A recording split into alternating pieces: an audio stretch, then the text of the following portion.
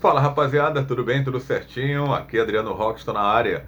Vamos falar sobre o Fortaleza, né? Que está se preparando o time para enfrentar o Vasco pela oitava rodada da Série A do Campeonato Brasileiro, o jogo que acontece no Castelão nesse sábado, às 4 da tarde. Bom, a gente vai falar não sobre o jogo, vamos falar sobre uma entrevista hoje que o executivo de futebol, o Sérgio Papelin, deu ao companheiro de imprensa Océlio Pereira, no seu programa de rádio, né? Hoje pela manhã o Papelin falou diversos assuntos sobre o Fortaleza, né, que está se preparando aí para enfrentar o Vasco. A gente vai gravar outro vídeo sobre o jogo, né? Mas muitos assuntos abordados com o Papelin, que foi muito sincero, sempre um camarada muito cordial com a imprensa, né? Gente boníssima, né?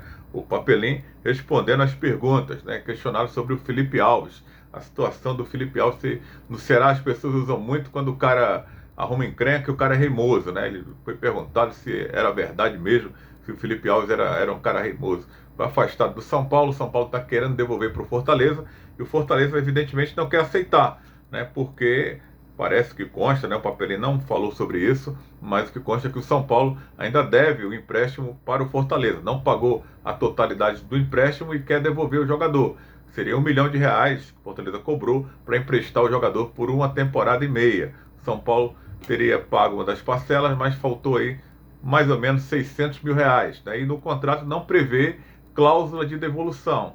E o Papelinho alegou, né, que o Felipe Alves não deu certo no Fortaleza, a partir do momento em que o Vojvoda colocou ele na reserva e ele não quis ficar na reserva, né? E acabou cobrando do treinador, se desentendendo com o técnico, e os próprios atletas, os outros jogadores também sentiram, né? Porque quando o treinador escolhe um outro jogador, um outro profissional também está sendo desrespeitado, né? E o Felipe Alves me causa estranheza, porque é um jogador que ficou conhecido através do Fortaleza, deveria ter muita gratidão pelo clube, né? E jamais pensar em fazer isso, né? Ficar pianinho ali trabalhando, esperar aí o momento certo de retornar à equipe titular. Mas acabou criando esse mal-estar lá no clube, né? O Papelinho também, o cara também não vai falar assim abertamente, né? Mas deu a entender de que realmente o clima ficou ruim, porque ele não queria ficar na reserva, né? Então acabou sendo emprestado para o Juventude, e depois teve a sorte, né, que o Rogério Ceni assumiu o São Paulo, que foi o cara que trouxe ele para o Fortaleza, levou ele para o São Paulo, né? Depois do Juventude, de repente, parecia que ia ser ladeira abaixo para ele, mas aí teve a chance de jogar no São Paulo. O Rogério Ceni foi embora e ele acabou se desentendendo também com o Dorival Júnior, por isso o Dorival não quer mais contar com ele, né? Alguns treinamentos lá era para defender, dizem que ele não estava se empenhando nos treinos, alegou que estava se poupando, porque o outro goleiro reserva estava no departamento médico e de repente ele poderia se contundir também. Foi relacionado para um jogo, aliás, foi relacionado para a concentração no jogo do São Paulo, lá no Morumbi, ia ser cortado da relação, e tem um protocolo lá no São Paulo, quando o jogador, mesmo cortado, ele tem que fazer o aquecimento com o grupo, né, com as reservas. E ele não fez o aquecimento, foi embora cedo, porque alegando que tinha um compromisso, já que não estava relacionado para o jogo, não participou desse aquecimento e irritou o Dorival novamente. E a gota d'água foi no jogo contra o Fortaleza. Por ele ter contrato com o Fortaleza, achava que não iria viajar, mas o Dorival queria que ele viajasse para treinar no outro dia com o grupo para mais uma viagem. E ele falou: não, eu não sabia, pensei que não ia viajar e marquei com a minha esposa uma cirurgia. Quer dizer, são 3 situações e o Dorival não aguentou, decidiu afastar o goleiro, e agora é um problema para o São Paulo, né? Só que o Papelinho disse que o salário é alto, na casa dos R$ 200 mil, que eu fiquei sabendo, e o Fortaleza conta com 4 bons goleiros hoje e não há espaço para o Felipe Alves retornar para o time tricolor, né? Que coisa, né? O cara realmente conseguiu dar cabo da própria carreira, né? Já é um goleiro veterano de 34, 35 anos, não vai ter mais grandes chances no futebol, infelizmente, né? Faltou um pouco de inteligência aí para o Felipe Alves. E foi perguntado também ao Papelinho sobre o Hércules e o Moisés, né? Ele confirmou aí que os atletas estão cobiçados por equipes do futebol brasileiro, o Hércules até por equipes do exterior. Aliás, os dois, né? São os dois maiores ativos do Fortaleza.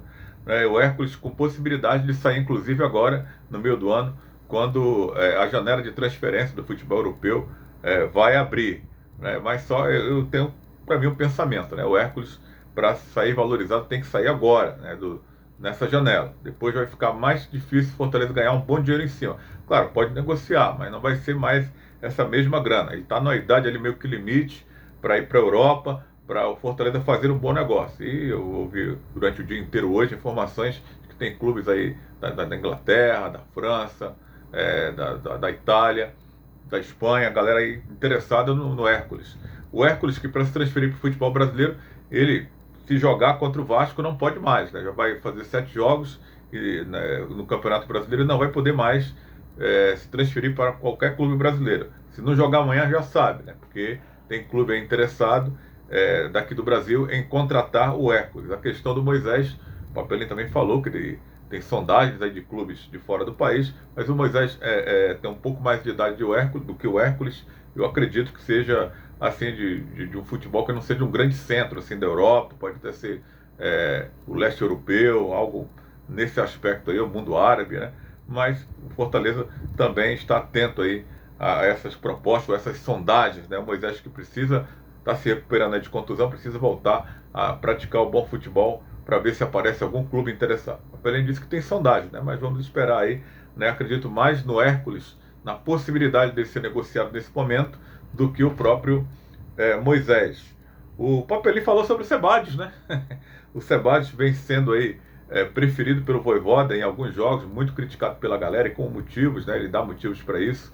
No começo eu até defendi o Sebadios, que era novo, jovem, e o Vojvoda colocava ele às vezes na direita, na esquerda, no meio, mas tem hora que não dá mais, né? Eu cansei de defender e o Sebadios, né, vem tendo oportunidade e não vem dando conta do recado, né? E foi questionado o Papelinho, o que achava aí do Sebadios, o Papelinho, naquele jeito dele de falar, né? Muito cordial, como sempre, né? Falando que o Sebadios é um cara que se dedica muito nos treinamentos e que é um verdadeiro leão, né, no treino, né? Tem jogador que é assim, que arrebenta nos treinamentos, mas na hora do pega para capar, na hora do jogo, né, o cara não vai bem, que é o caso do Sebadios. E o Papelinho até admitiu que ele peca pelo excesso de confiança, né, que comete equívocos, né, ele confia demais no taco dele e acaba ali cometendo erros, né, e erros, né, que às vezes, né, coopera aí com derrotas, com gols tomados pelo time tricolor, né, e o Papelinho falou algo que a gente não sabia, né, de que o Sebadios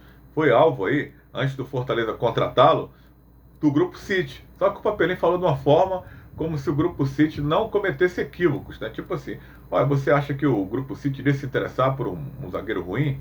Olha só, né? O Grupo City está aí no Bahia, contratou jogadores aí que não deram certo, né? Não é porque o Grupo City é um grande conglomerado aí de clubes espalhados pelo mundo, né? Com sede na Inglaterra, mas pode cometer erros também, como tem cometido aqui no Bahia, por exemplo, né? O que pode ter acontecido, na minha visão, é de que o Fortaleza viu potencial no Sebadios e o Grupo City também.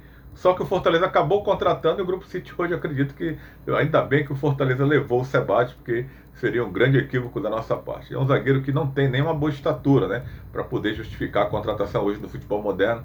Zagueiro de 1,80 m é um zagueiro considerado baixo, né?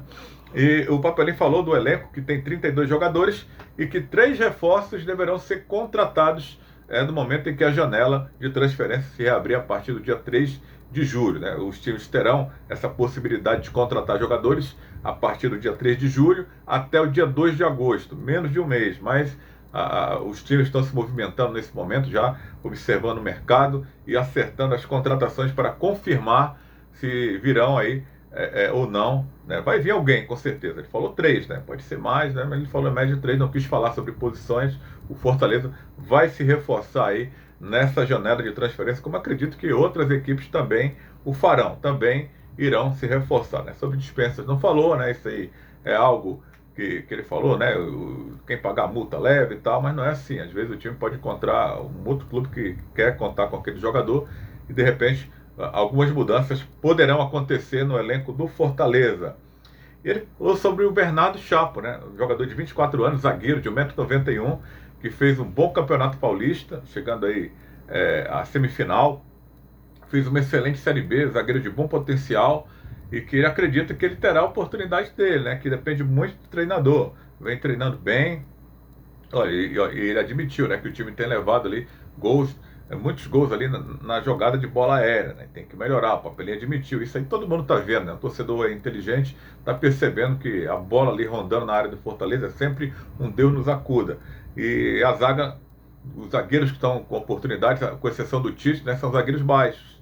ele tem o Bernardo Chapo, de 1,91 m, e tem o Alex, que é jogador do Fortaleza, apesar de ser baiano, mas o Fortaleza contratou ele ali para o final de base, depois emprestou ali para o time do Volta Redonda, foi bem no Campeonato Carioca, fez um bom jogo também pela Copa do Brasil, com a camisa do Voltaço, eliminando o Atlético Goianiense lá em Goiânia. E o Papelinho deu a entender de que acredita mais no potencial do Alex, que é um jogador de 1,95 m, do que do Bernardo Chapo, né? Vamos esperar, né? Eu queria muito ver esses dois jogadores em ação.